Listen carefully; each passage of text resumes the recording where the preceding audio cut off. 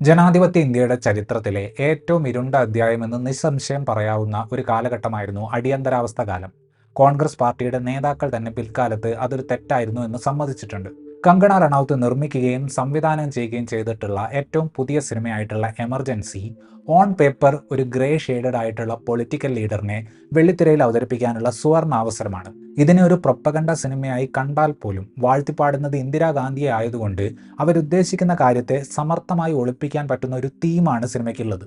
പക്ഷേ ഇത്തരത്തിലുള്ള സാമർത്ഥ്യം കാണിക്കുന്നതിനോടൊന്നും കങ്കണയ്ക്ക് കഥ പറച്ചിലിൽ താല്പര്യമില്ല. പ്രധാന കഥാപാത്രത്തിന്റെ ജീവിതത്തിലെ തെറ്റുകുറ്റങ്ങൾ മാത്രം പെറുക്കിയെടുത്ത് അവരെ പുകഴ്ത്തുന്ന ഒരു സിനിമയാക്കിയിട്ടുള്ള ഒരു വിചിത്ര അനുഭവമാണ് എമർജൻസി.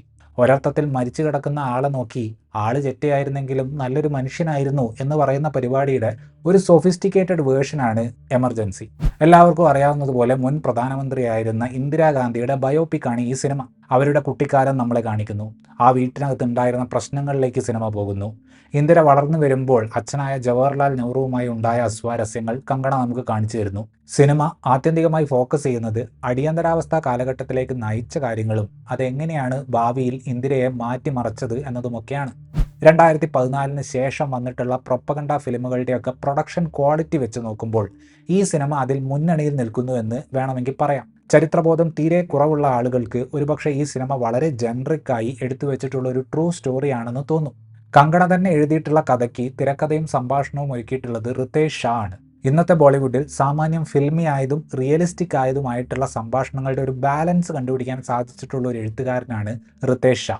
വളരെ സൊഫിസ്റ്റിക്കേറ്റഡ് ആയിട്ടുള്ള ഒരു ഔട്ടർ ഷെല്ല് ഈ സിനിമയ്ക്ക് കൊടുക്കുന്നത് ഒരർത്ഥത്തിൽ ഇദ്ദേഹം എഴുതിയിട്ടുള്ള ഡയലോഗുകളാണ്. ഈ സിനിമയുടെ ഉദ്ദേശശുദ്ധിയെ നമുക്ക് ചോദ്യം ചെയ്യാൻ തോന്നുന്നത് ഇവർ ചൂസ് ചെയ്തിട്ടുള്ള ഇന്ദിരാഗാന്ധിയുടെ ലൈഫ് ഇവന്റുകൾ കാരണമാണ്.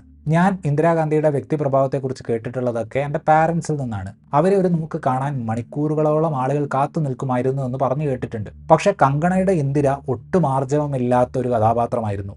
എന്ത് തീരുമാനമെടുക്കാനും ആരുടെയെങ്കിലും സഹായമോ ഉറപ്പോ തേടിപ്പോകുന്ന ഒരു കഥാപാത്രമായിട്ടാണ് അയൺ ലേഡി ഓഫ് ഇന്ത്യ എന്നറിയപ്പെടുന്ന ഇന്ദിരാഗാന്ധിയെ ഈ സിനിമയിൽ കാണിച്ചിട്ടുള്ളത്. ദീർഘവീക്ഷണമില്ലാത്ത സ്വന്തം കാര്യം മാത്രം നോക്കുന്ന ഒരു കൂട്ടം ആളുകൾ എന്ന നിലയ്ക്കാണ് നെഹ്റു കുടുംബത്തെ ഈ സിനിമ കാണിക്കുന്നത്. അങ്ങനെ കാണിക്കാം, അത് വളരെ സബ്ജക്റ്റീവായിട്ടുള്ളൊരു കാര്യമാണ് എന്നതൊക്കെ ശരി തന്നെയാണ്. പക്ഷേ കാരിക്കേച്ചർ സ്വഭാവത്തിലേക്ക് ആ കുടുംബത്തിലെ ഏറെക്കുറെ എല്ലാവരെയും മാറ്റി അവരുടെ ദുഷ്ടത്തെ അവതരിപ്പിക്കുന്നത് നിലവാരം കുറഞ്ഞൊരു ഫിലിം മേക്കിംഗ് രീതിയാണ്. രാഷ്ട്രീയത്തിൽ നിന്നും വിട്ടുനിന്ന ജയപ്രകാശ് നാരായണനെ ഇന്ദിരാഗാന്ധിക്ക് എതിരായിട്ടുള്ള മൂവ്മെന്റിലേക്ക് തിരിച്ചു കൊണ്ടുവന്നതിൽ ഒരു പ്രധാന സ്ഥാനം ഉണ്ടായിരുന്ന വ്യക്തിയാണ് ശ്രീ ലാലു പ്രസാദ് യാദവ്. എന്തുകൊണ്ടോ കങ്കണ റണൌത്തിന്റെ എമർജൻസിയിൽ ജയപ്രകാശ് നാരായണനോടൊപ്പം ഉള്ളത് അടൽ ബിഹാരി വാജ്പേയിയും LK അദ്വാനിയും ജോർജ് ഫെർണാണ്ടസും മാത്രമാണ്.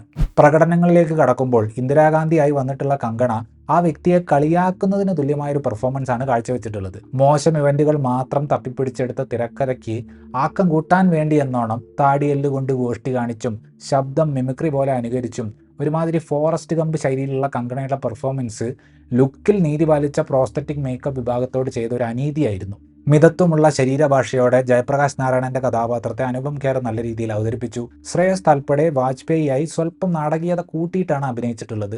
മലയാളിയായ വിശാഖ് നായരാണ് ഇന്ദിരാഗാന്ധിയുടെ മൂത്ത പുത്രനായ സഞ്ജയ് ഗാന്ധിയെ അവതരിപ്പിച്ചിട്ടുള്ളത്.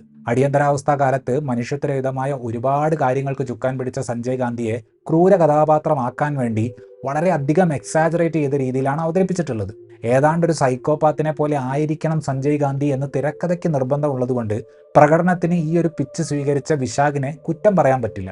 ഇന്ദിരാഗാന്ധി ഇന്ത്യ യുദ്ധം പ്രഖ്യാപിച്ചിരിക്കുന്നു എന്ന് പാർലമെന്റിൽ പറയുന്ന ഒരു മൊമെന്റിൽ ഈ സിനിമ പെട്ടെന്നൊരു മ്യൂസിക്കലായി മാറുന്നുണ്ട്. സീൻ ഇങ്ങനെയാണ്: നമ്മൾ യുദ്ധം പ്രഖ്യാപിച്ചിരിക്കുന്നു എന്ന് ഇന്ദിരാഗാന്ധി പറയുമ്പോൾ പ്രതിപക്ഷ നേതാവായിട്ടുള്ള വാജ്പേയി ഡെസ്കിന് തട്ടിക്കൊണ്ട് പാട്ട് തുടങ്ങുന്നു. ഇന്ദിര അത് ഏറ്റുപാടുന്നു. കുറച്ചുകൂടെ മുന്നോട്ട് പോകുമ്പോൾ മിലിന്ദ് സോമൻ അവതരിപ്പിച്ചിട്ടുള്ള സാം മനേക്ഷോ ഇവരുടെ ഗാനമേളയിൽ ചേരുന്നു.